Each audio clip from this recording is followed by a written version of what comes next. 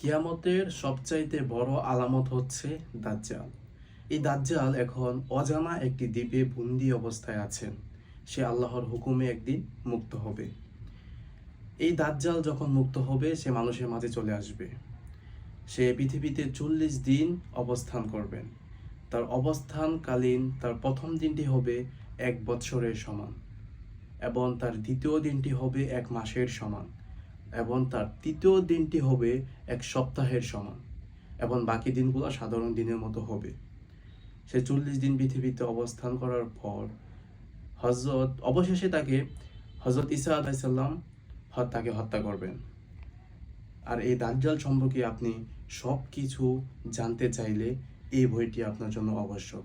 একটি বই আপনাকে দাজ্জালের ডিটেলস সম্পর্কে আপনাকে জানাবে। একটু কাছে আসো, ক্যামেরাটা একটু কাছে আনো। এই যে বইয়ের কোয়ালিটিগুলো আপনি একটু দেখেন, পেজগুলা খুবই ভালো।